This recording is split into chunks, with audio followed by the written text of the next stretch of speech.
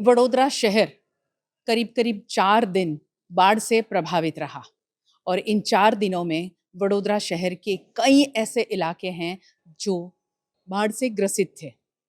उसमें MS university के कई विभाग की हमने आपको तस्वीरें दिखाई थी। आज मैं जहाँ हूँ, वडोदरा शहर का बहुत ही मशहूर एमएस यूनिवर्सिटी का फाइन आर्ट्स फैकल्टी, जहाँ स्कल्पचर डिपार्टमेंट और फोटोग्राफी डिपार्टमेंट में काफ़ी ज़्यादा पानी भर गया था और करीब करीब हम बात करें, एग्जैक्ट आंकड़ा तो नहीं बता सकते, मगर लाखों रुपए का नुकसान का अंदाज़ा लगाया जा रहा है। हमारे साथ अभी हम जिनसे बात करेंगे वो आज के दिन के लिए यानी कि इंचार्ज डीन सर हैं।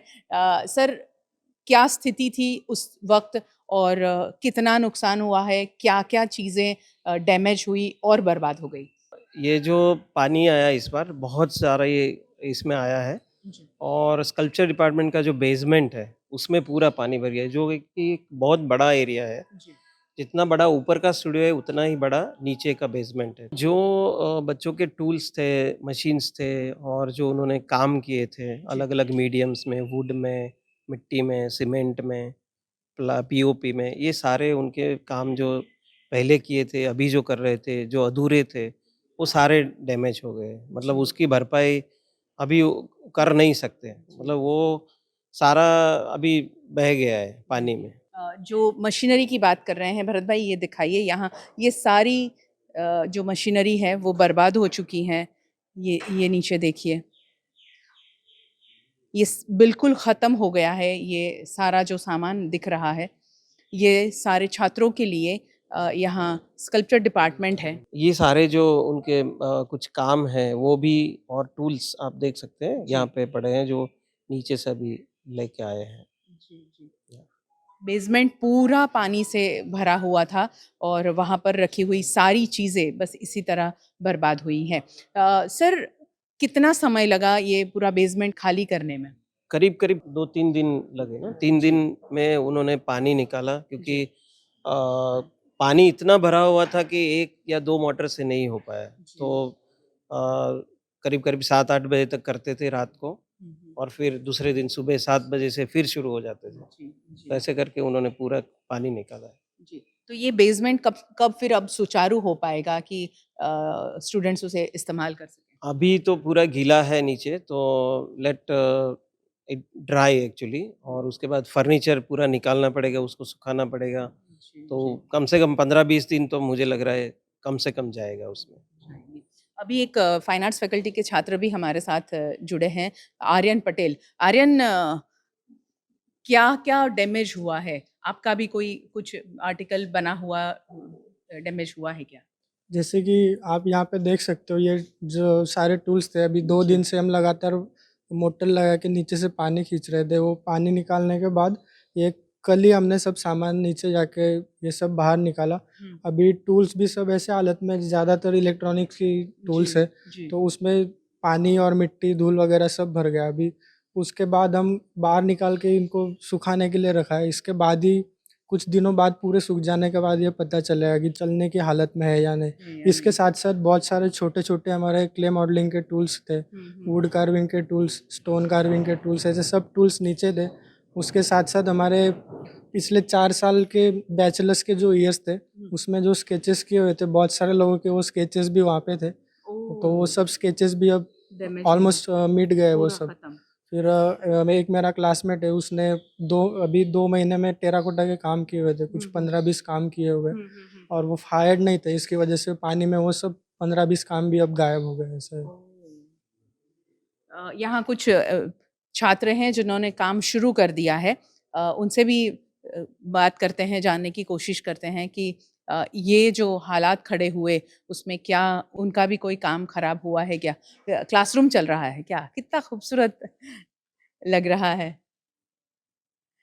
छात्रों ने काम शुरू कर दिया है।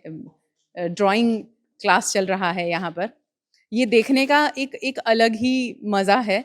हालाँकि मैं बहुत ही अजीबो-गरीब समय पर यहाँ आई हूँ। हमने अक्सर फ़िल्मों में ऐसी तस्वीरें, ऐसे वीडियोज़ देखे हैं कि एक व्यक्ति एक पोज़ में बैठा है और उसी का चित्र कोई बना रहा है। यहाँ छात्र वही चित्र बना रहे हैं। फाइन आर्ट्स फैकल्टी का ड्राइंग डिपार्टमेंट, और ये विभाग में जिस तरह छात्र आज से सुचारू हो गया है, ये विभाग पिछले कई दिनों से बहुत ही ख़राब परिस्थिति थी। वडोदरा शहर की बाढ़ग्रस्त था वडोदरा शहर, और बाढ़ से प्रभावित हुआ एमएस यूनिवर्सिटी का फाइन आर्ट्स फैकल्टी भी।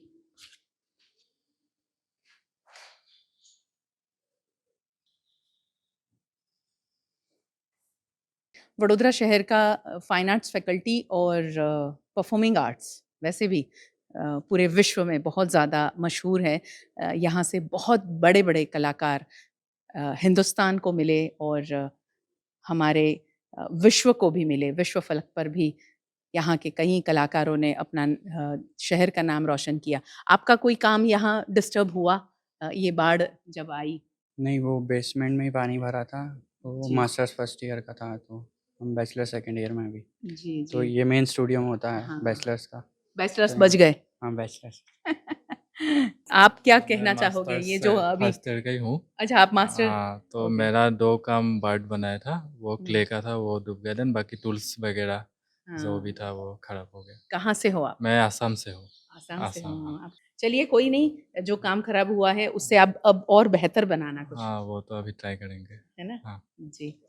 वडोदरा शहर की ऐसी तस्वीरें हम आप तक पहुँचा रहे हैं। वडोदरा शहर बाढ़ग्रस्त करीब-करीब 4 दिन तक रहा।